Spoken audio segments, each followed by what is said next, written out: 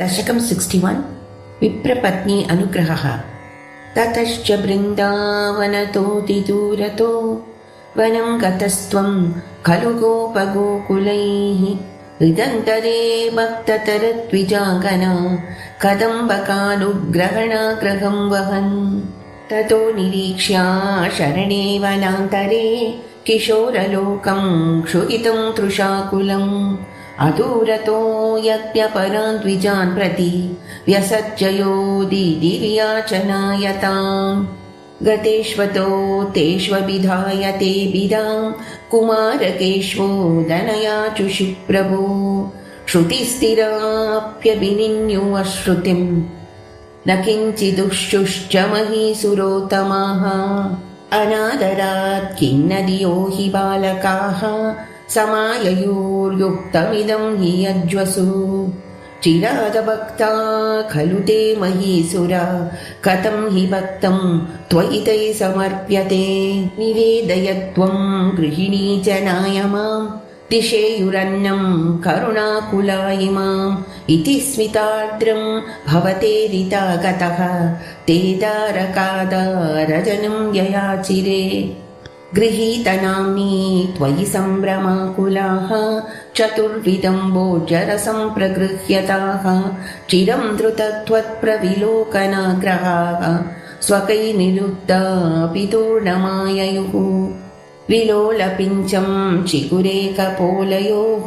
समुल्लसत्कुण्डलमात्रमीक्षिते निधाय बाहुं सुहृदं ससीमनि स्थितं भवन्तं समलोकयन्तताः तदा च काचित् त्वदुपागमोद्यता गृहीतहस्ता दयितेन यज्वना तदैव सञ्चिन्त्य भवन्तमञ्जसा विवेश कैवल्यमहोकृतिन्यसौ आदाय भोज्याननुगृह्यता पुनः तदङ्गसङ्गस्पृहयोज्यति गृहं विलोक्य यज्ञाय विसर्जयन्निमाः शकर्यभर्तुर्न पिता स्वगर्हणान् निरूप्य दोषं निजमङ्गनाजने विलोक्य भक्तिं च पुनर्विचारिभिः प्रबुद्धतत्त्वै त्वमभिष्ठतो द्विजैः मरुत्पुराधीश निरुन्दिमे गदान् उपिका जीवनस्मरणं गोविन्द गोविन्द नारायण अखिल गुरु भगवन्नमस्ते। दशकं 62 गोवर्धनबलिः। कदाचित् गोपालान् विहितमखसंहारविभवान् निरीक्ष्य त्वं शौरे मघवमदमुद्वंसितुमनाः विजानन्यप्येतान् विनयमृदुनन्दादिपशुपान् अपृच्छत् को वायं जनक भवतामुद्यमयिति बभाषे नन्दस्त्वां सुतननुविधेयो मघवतो मको वर्षे वर्षे सुखयति स वर्षेण पृथिवीं नृणां वर्षायत्तं निखिलमुपजीव्यं महितले विशेषादस्माकं तृणसलिलजीवा हि पशवः इति श्रुत्वा वाचं पितुरैः भवानाः सरसं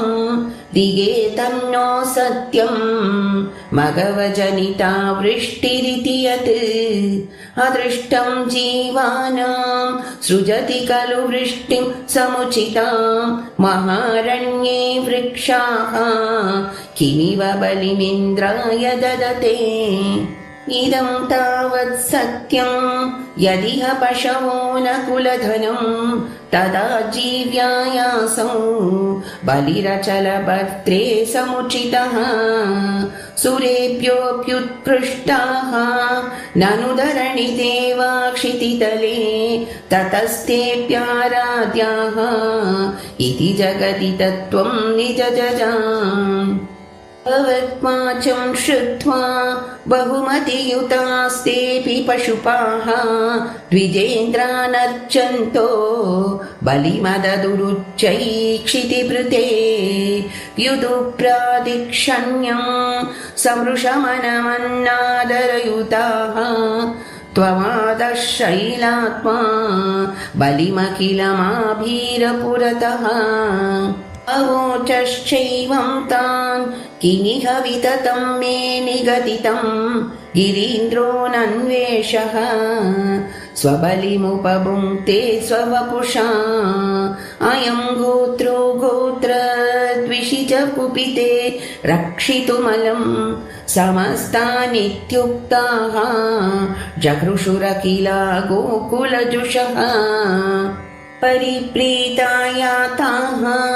खलु भवदुपेता व्रजजुषो व्रजं यावत्तावन्निजमकविभङ्गं निशमयन् भवन्तं जानन्नप्यधिकरजसा क्रान्तहृदयो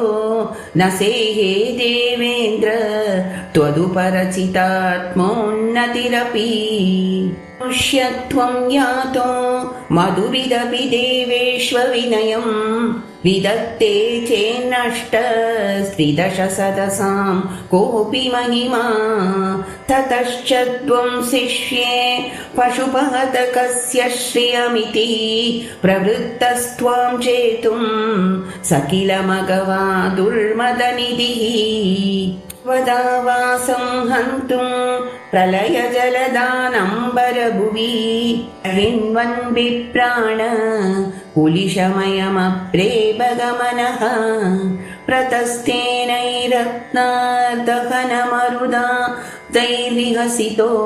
भवन्मायानैव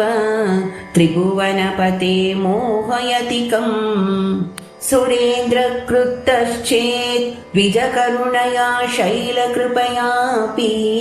अनाथाकोऽस्माकं नियत इति विश्वास्य पशुपान् अहो किं नायातो गिरिभिदिति सञ्चिन्त्य निवसन् मरुद्गेहादीश प्रणुदमुरवैरिन् मम गदा। दशकं 63 गोवर्धन उद्धारणम् ददृशिरे किल तत्क्षणमक्षत स्तनितजृम्बितकम्पितदिक्तटाः सुषमया भवदङ्गतुलाङ्गताः व्रजपदोपरिवारिधरास्त्वया विपुलकरकमिश्रैतो यधारानिपातै दिशि दिशि पशुपानां मण्डले दण्ड्यमाने कुपितहरिकृतान्न पाहि पाहीति तेषां वचनमजिद शृण्वन् मा बिभीतेत्यबाणीः कुल इह खलु गोत्रो दैवतं गोत्रशत्रोः विहतिमिह सरुण्यात् को नु वः संशयोऽस्मिन् इति सहसितवादी देवगोवर्धनाद्रिं त्वरितमुदमुमूलो मूलतो बालदोर्भ्याम् तदनु गिरिवरस्य प्रोद्धृतस्यास्य तावत् सिकतिलमृदुदेशे दूरतो वारितापे परिकरपरिमिश्रान् धेनुगोपानदस्तात् उपनिदधनदत्ताः हस्तपद्मेन शैलम् भवति विधृतशैले बालिकाभिर्वयस्यैः अपि विहितविलासं केलिलापादिलोले सविदमिलितधेनोरेकहस्तेन कण्डु यति सति पशुपालास्तोषमैषन्त सर्वे अतिमहान् गिरिरेष तु वामके करसरोरुहितं धरते चिरं किमिदमद्भुतमद्रिबलं विति त्वदवलोकविराकति गोपकैः अहहदाष्ट्र्यममुष्यवटो गिरिं व्यतितबाहुरसावरोपयेत् इति हरिस्त्वयि बद्धविगर्हणो दिवससप्तकमुग्रमवर्षयत् अचलति त्वयि देवपदात्पदं गलित सर्वजले च गणोत्करे अपहृते मरुतां पतिः त्वदपि शङ्कितधीसमुपाद्रवत् शममुपेयुषि वर्षभरे तदा पशुपदेऽनुकूले च विनिर्गते भुवि विभो समुपाहितभूधरः प्रमुदितैः पशुपैः परिरेभिषे तरणिमेव पुरा धृतवानसि क्षितिधरोतरणे तव खः श्रमः इति नुतस्त्रिदशैकमलापते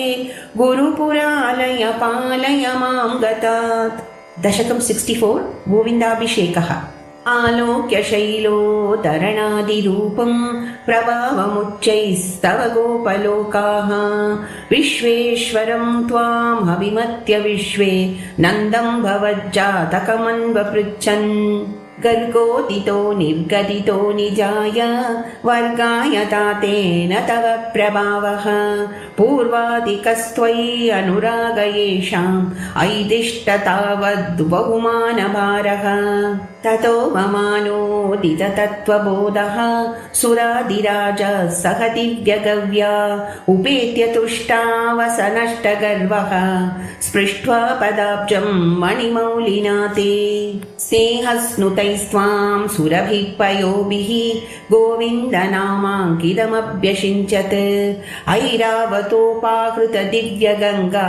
पातोभिरिन्द्रोऽपि च जातहर्षः जगत्त्रयेशे त्वयि गोकुलेशे तथाभिषिक्ते सति गोपवाटः न केऽपि वैकुण्ठपदेभ्य लभ्यां श्रियं प्रपेदे भवतः प्रभावात्। कदाचिदन्तर्यमुनं प्रभाते स्नायन् पिता वारुणपूरुषेण नीतस्तमानेतु मगापुरी त्वं तां वारुणीं कारणमर्त्यरूपः ससम्भ्रमं तेन जलाधिपेन प्रपूजितस्त्वं प्रतिगृह्यतातम् उपागतस्तत्क्षणमात्मगेहं पिता वदत्तच्चरितं निजेभ्यः हरिं विनिश्चित्य भवन्तमेतान् भवत्पदालोकनबद्धतृष्णान् निरीक्ष्य विष्णो परमं पदं तद् दुरापमन्यै त्वमदीदृशस्तान् स्फुरत्परानन्दससप्रवाह प्रपूर्णकैवल्यमहापयोधौ चिरं निमग्ना खलु गोपसङ्गाः त्वयैव भूमन् पुनरुद्धृतास्ते करबदरवदेवं देवकुत्रावतारे निजपदमनवाप्यं दर्शितं भक्तिभाजां तदिह पशुपरूपी त्वं हि साक्षात् परात्मा पवनपुरनिवासिं पाहि मामामयेभ्यः। गोपिका जीवनस्मरणं गोविन्द गोविन्द नारायण अखिलगुरु भगवन्नमस्ते। दशकं 65 गोपीनां भगवत्समीपगमनम्। गोपीजनाय कथितं नियमावसाने मारोत्सवं त्वमत साधयितुं प्रवृत्तः सान्द्रेण चान्द्रमहसा शिशिरीकृताशे प्रापूरयो मुरलिकां यमुनावनान्ते सम्मूर्छनाभिरुदितस्वरमण्डलाभिः सम्मूर्छयन्तमखिलं भुवनान्तरालम् त्वद्वेणुनादमुपकर्ण्य विभो तरुण्यः तत्तादृशं कमपि चित्तविमोहमापुः तागेह कृत्य निरतास्तनयप्रसक्ताः कान्तोपसेवनपराश्च सरोरुहाक्ष्यः सर्वं विसृज्य मुरलीरवमोहितास्ते कान्तारदेशमयि कान्ततनो समेताः काश्चिन्निजाङ्गपरिभूषणमाददानाः वेणुप्रणादमुपकर्ण्य कृतादभूषाः त्वामागताननु तथैव विभूषिताभ्यः ता एव संरुरुचिरे तव लोचनाय हारं नितम्बभुवि काचन धारयन्ती काञ्चीं च कण्ठभुवि देव समागता त्वाम् हारित्वमात्मजगनस्य मुकुन्द तुभ्यं व्यक्तं बभाष इव मुग्धमुखी विशेषात् काचित् कुचे पुनरसज्जितकञ्चुलीका व्यामोहत परवधूभिरलक्ष्यमाणा त्वामाययौ निरुपम प्रणयातिभार राज्याभिषेकविदये कलशीधरेव काश्चित् गृहात् किल निरेतुमपारयन्त्यः त्वामेव देवहृदये सुदृढं विभाव्यं देहं विदूय परिचित्सुखरूपमेकं त्वामाविशन् परमिमां ननु धन्यधन्याः जारात्मना न परमात्मतया स्मरन्त्यो नार्यो गता परमहंसगतिं क्षणेन तं त्वां प्रकाश परमात्मतनुं कथञ्चित् चित्ते वहन्नमृतमश्रममश्नुवीय अव्यागताभिरभितो व्रजसुन्दरीभिः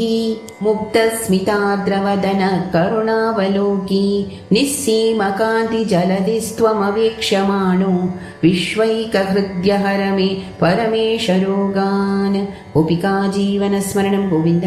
गोविन्द नारायण अखिलगुरु भगवन्नमस्ते।